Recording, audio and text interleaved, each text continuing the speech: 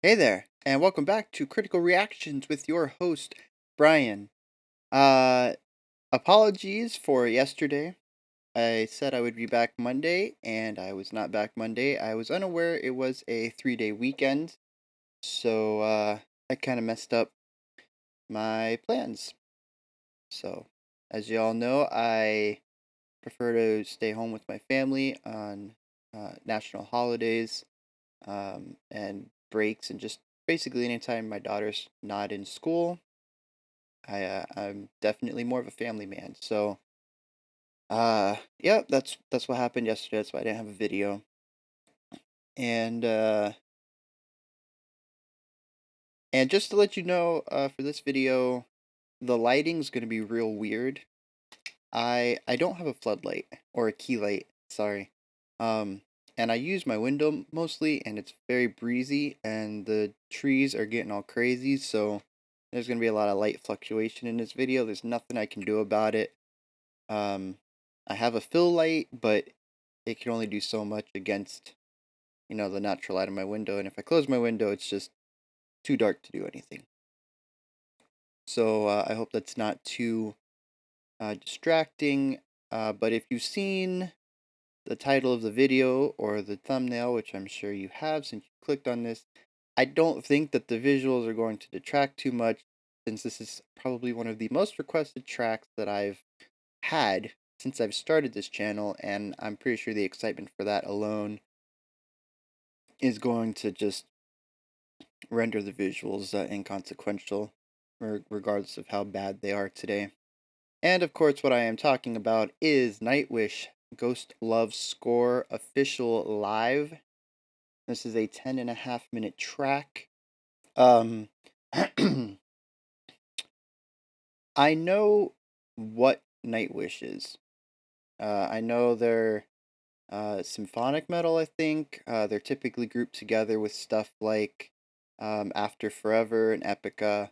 Um, I might have heard this song before, but I've never gone out of my way to listen to Nightwish. Um, but I do have an understanding of what the genre is. I kind of know what I'm in for. So we're gonna see what this is all about. So I guess let's just dive in. There's nowhere to start but the beginning. So let's go.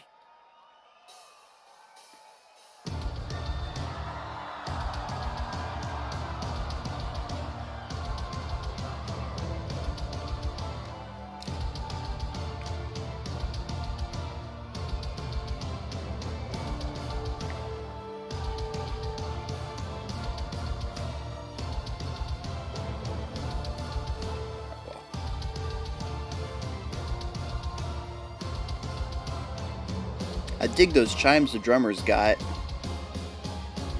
And I guess that's is that a visual or is that a real pipe organ? I'm not sure if that's just like a visual flair around, a piano or something.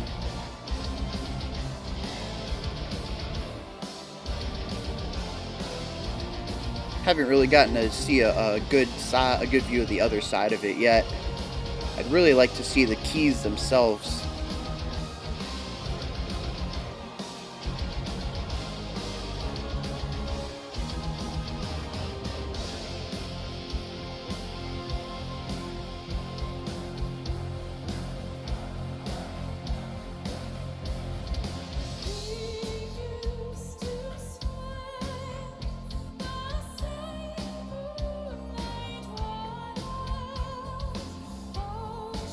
Gotta stay hydrated. Oh, nope, that's not water.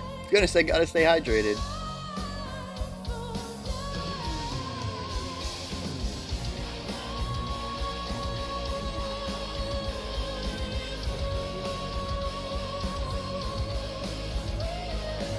Definitely has a different chord progression and tone from more traditional metal, and I think a lot of that is the symphonic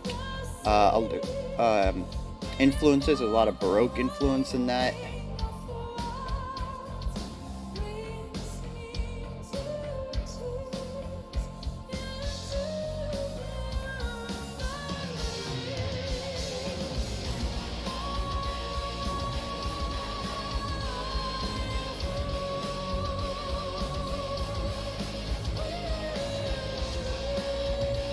I mean, obviously, so far, the the real centerpiece to this whole thing is the singer, and she's obviously classically trained.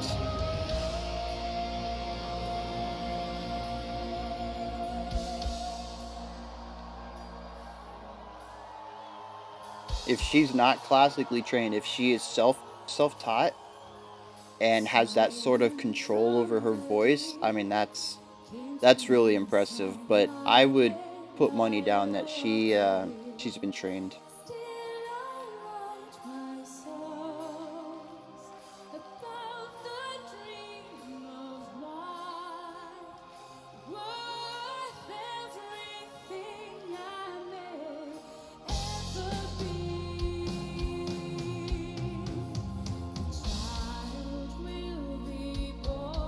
Very wide dynamics going on, not just in the sounds, in the volume, but in the styles.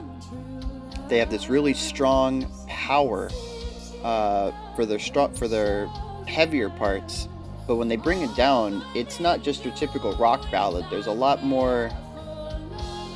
I think there's just a lot more control and a lot more going on musically with the guitar and the piano or organ, whatever's going on there.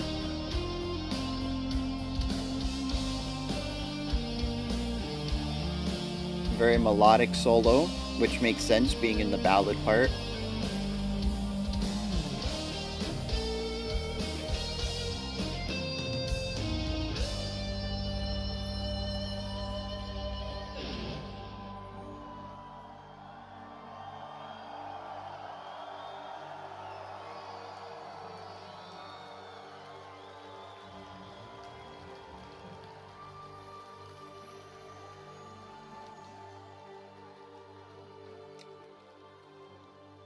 One thing I like about this band, or at least the song anyways, is that they're not afraid to completely slow it down. It's not even just that they're going into a ballad section. They've stopped all the momentum twice now. And they know that their fans are going to have enough of a attention to the song that they're not going to get bored, or that they're they're intelligent enough to understand that the song needs these sections.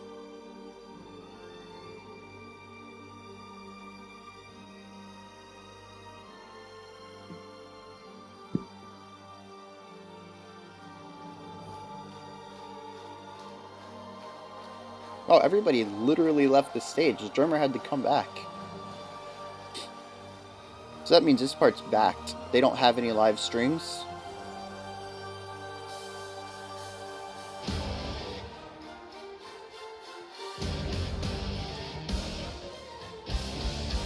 Dang, that was the first time they showed the keys, and it's dark. I really want to see that keyboard or organ to see how it works.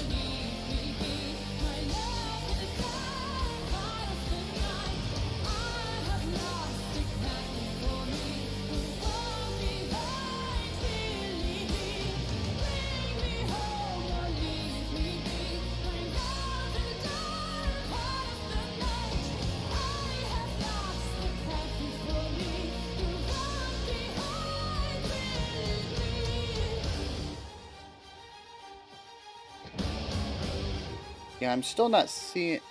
Oh, okay. There aren't strings, but yeah, he's got two keyboards.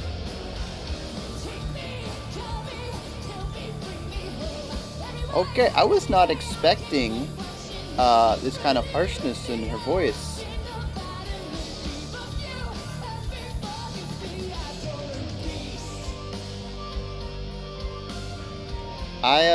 I was not expecting. I was really expecting her to keep her very controlled, higher, almost ethereal, semi-operatic sounds. I just figured that's what she did.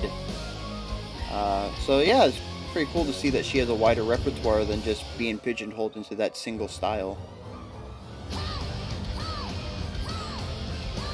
Yep. Okay, so that's not a pipe organ, it's just the visual theatrics around his double keyboard setup.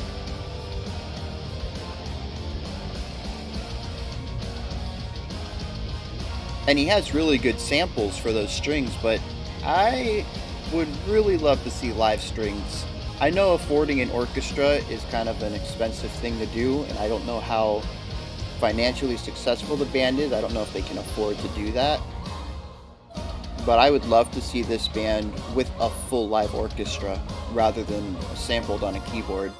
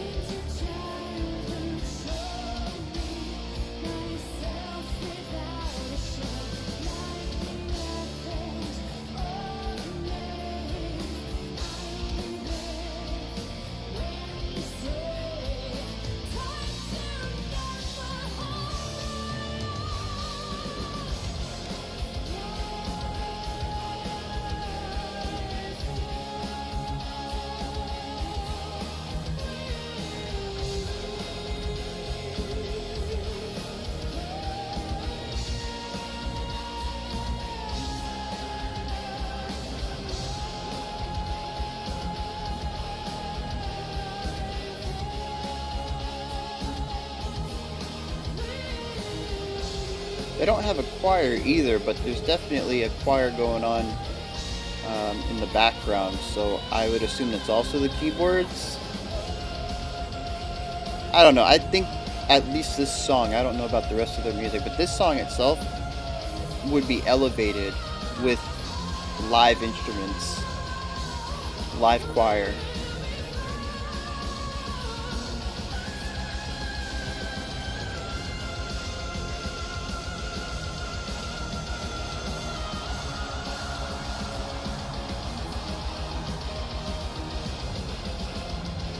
Very good range, though.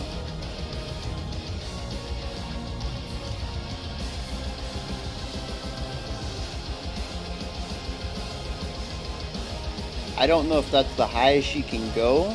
I've already seen her hit a note lower than I was expecting, so I don't know where she sits on the vocal range, but that was a pretty high note.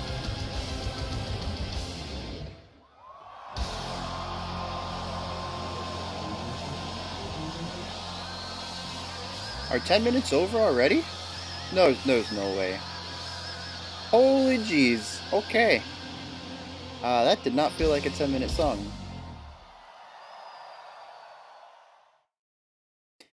All right. Yeah, that did not feel like a 10-minute song in the slightest. Um. All right, I gotta collect some thoughts on this. Let's see. Okay, so the highlight obviously is the singer. Something you don't see very often in rock and metal is that she is probably classically trained. She has a lot of operatic values or elements, sorry, operatic elements in her voice. She has a very high level of control and she knows exactly what she can do and she does it seemingly effortlessly. That is not something you tend to get in rock and metal. Um, you barely even get it in pop these days. There was a time when pop was kind of the place for your trained singers to stand out, and now we got auto tune and all sorts of digital effects that can make anybody sound good. So you don't even really have to be great in pop. And we still have our pop singers who sing really well and are trained to sing very well. But pop isn't even the place where it's kind of a guarantee anymore. So honestly, we really don't see any singers like this at all outside of opera and symphonies and basically, classical music. So I mean that right there is I know it's not, it's probably not unique to this band. I'm pretty sure it's all of symphonic metal as a whole. It's just that operatic voice is part of the sound. But as someone who doesn't listen to symphonic metal very often, is only just kind of aware that it exists. It is very interesting to hear that kind of singing being played against harsh electronic instruments. Nope, sorry, harsh electric instruments. Um, the guitars and drums were very good. I can't say there was anything stand out. The drum had a couple of fills that were interesting, but nothing that was really stand out that made me, made my jaw drop or was technically impressive. Everybody was just very on point. They had their part to play, and there were no mistakes. It was done effortlessly, and the song came together. And playing a 10-minute song live with all the fire around you and the millions of people that look like in the crowd, I mean, there's a lot of pressure there, even for the most seasoned performer. Um, so it's no small feat to do what they did, even if it wasn't technically impressive. I'm not trying to put the band down, but I don't feel like they were on the same level as the singer. The singer's definitely the star of the show. I mentioned it a few times. The band, or at least this song, relies heavily on string instruments, um, not guitars, obviously. Classical string instruments, violins, violas, cellos, contrabasses, and it had a few areas with choir parts, but none of it was live. It was all sampled via a keyboard, and it sounds okay, but to a trained ear, that's definitely uh it's a bit hollow. Even there are some really really good samples where I'm like, is that real or is that digital? And this was one of them. It was pretty close, but there would be a warmth to a live orchestra that would give this song even more of a push. I mean, the song is good. There's no denying that, but the song could be better. There is a better version of the song that exists with a symphony and a choir. And I wish this recording would have been that. Not a slight against the band, like I said, I understand orchestras are expensive. You're not just buying them for the evening. You're also I believe you also have to purchase their training time because they have to learn your music, and their rehearsal time and all that. So it's not going to be a cheap thing to do. There's only a couple of bands I can think of, rock bands, metal bands, who have done anything like that. The two that come to me immediately are Metallica and Bring Me the Horizon.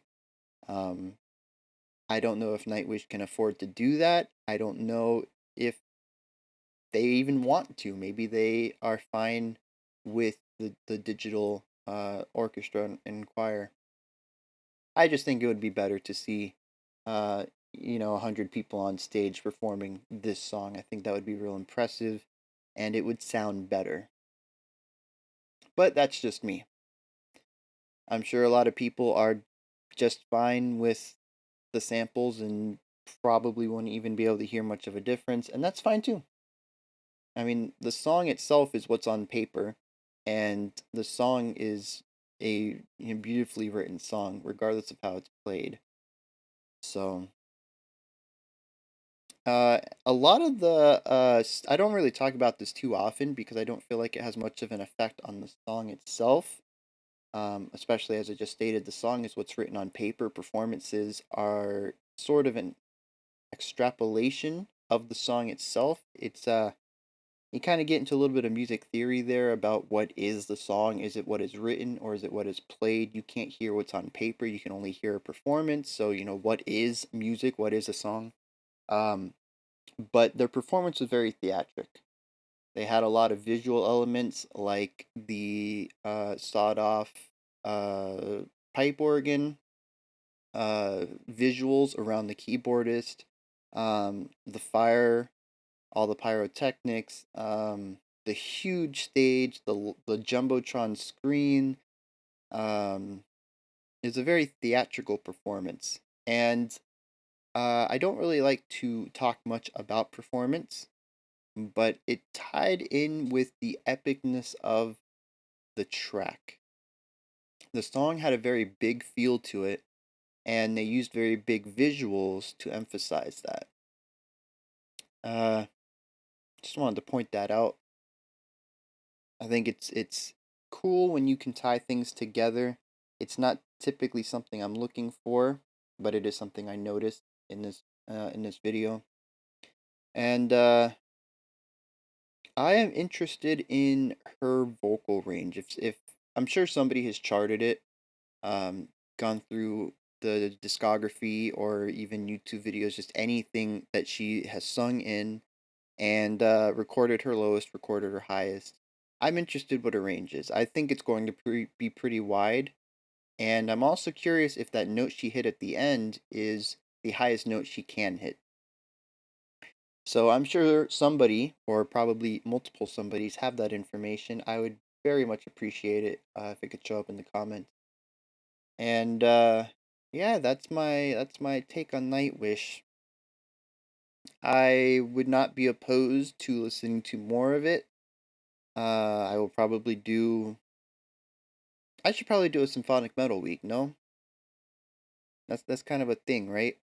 It's not like Nightwish is the only one.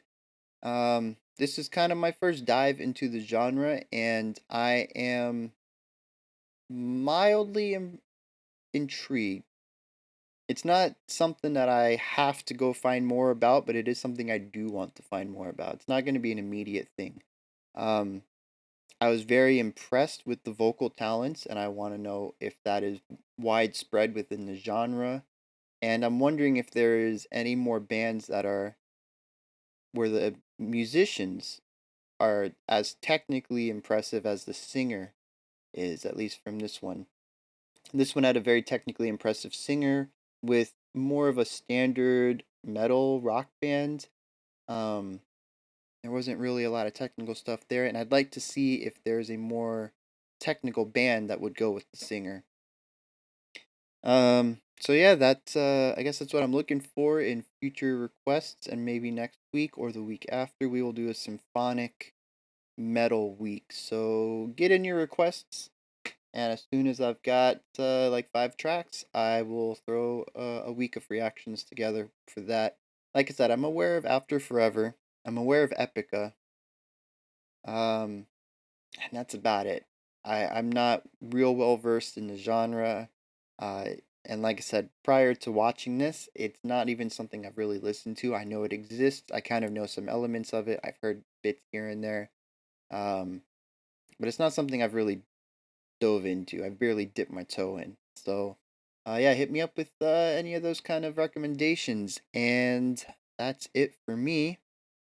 Make sure you comment, like, subscribe, ring the bell, and we'll be back tomorrow. I still have that surprise waiting for you all. I'm probably going to. We'll release it Saturday. Yeah? Okay? Maybe I'll drop hints throughout the week. So today I'm hinting there will be a surprise Saturday. That's hint number one. Not really much of a hint, more of a notification. Be ready on Saturday. All right, and until tomorrow at 11 a.m. Eastern when I release my next video, you all have a fantastic day.